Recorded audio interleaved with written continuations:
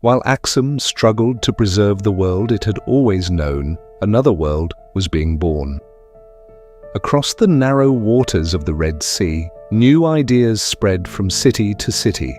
A new faith united tribes that had once been divided.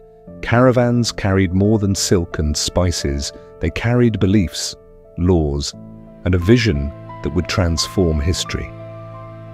At first, Aksum watched from a distance. Few believed these distant events would change their own future.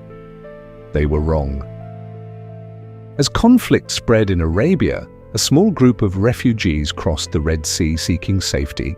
They arrived not as conquerors, but as families searching for peace.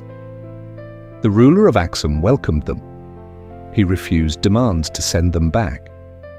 It was an act of compassion, one remembered in both African and Islamic traditions. For a brief moment, two civilizations met, not through war, but through mercy. Years passed. The new powers across Arabia grew stronger. Cities that once depended on Aksum built new networks of commerce. Merchants adjusted their routes. Captains followed opportunity.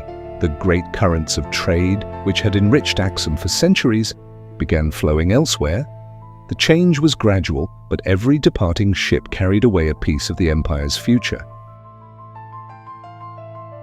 Inside the markets of Adulis, warehouse doors remained closed longer each season. The scent of fresh spices faded. Foreign voices became less common. Workers who once labored from sunrise to sunset found themselves waiting, hoping, for ships that never arrived. Prosperity does not vanish all at once. Sometimes it simply becomes quieter.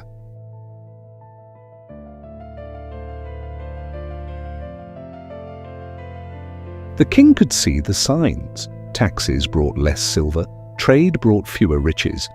The treasury that had funded roads, monuments, and armies began to shrink. He could raise taxes, he could reduce spending, he could strengthen the military. But none of those choices could restore the sea lanes that no longer belonged to Aksum. Some problems cannot be solved by a crown alone. A fisherman returned with half the catch he once brought home. A merchant dismissed workers he could no longer afford. A farmer traded 2 goats for a single sack of grain. Children noticed smaller meals. Parents noticed longer winters. History remembers empires, but decline is lived, one family at a time. Those who had witnessed Aksum's greatest days were growing old. They spoke of overflowing markets, of endless caravans, of foreign ambassadors waiting outside the palace gates. Their grandchildren listened with wonder. To them, those stories already sounded like legends. The empire had not disappeared, but it no longer believed in its own greatness, and sometimes that is where the end truly begins. No enemy army stood outside the capital. No walls had fallen, no great battle had been lost. Yet the world around Aksum had changed beyond recognition. Empires are not always destroyed by swords. Sometimes, history simply leaves them behind. In the next episode, the silence deepens, the royal city begins to empty, and one of history's greatest civilizations takes its final steps into legend. Morning still came to Aksum. The sun still climbed above the highlands. The wind still whispered between the towering stone monuments. But something was missing. The laughter that once filled the marketplace had grown quiet. The caravans that once stretched for miles had become rare. The palace still stood. The churches still welcomed worshippers. But the heartbeat of the empire was fading. No one living there realized they were witnessing the final chapter of one of history's greatest civilizations. Because history never announces, today is the end. It simply keeps moving until one day everyone else has moved on. An old merchant unlocked his shop before sunrise. For decades, he had sold ivory from Africa, glass from Rome, silks from India, and incense from Arabia. Now, his shelves stood nearly empty. Not because everything had been sold, But because nothing new arrived, he swept the floor anyway, arranged the few goods he had left, then sat quietly at the doorway, waiting. Sometimes, hope survives long after prosperity has gone. A little boy climbed one of the great stone monuments. He asked his grandfather, "Who built these?" The old man smiled. "Our ancestors." Were they really that powerful? The old man looked across the silent city. He remembered crowded streets, foreign ambassadors, royal celebrations. He remembered when people believed Aksum would live forever. His answer came softly. Yes, more powerful than you can imagine.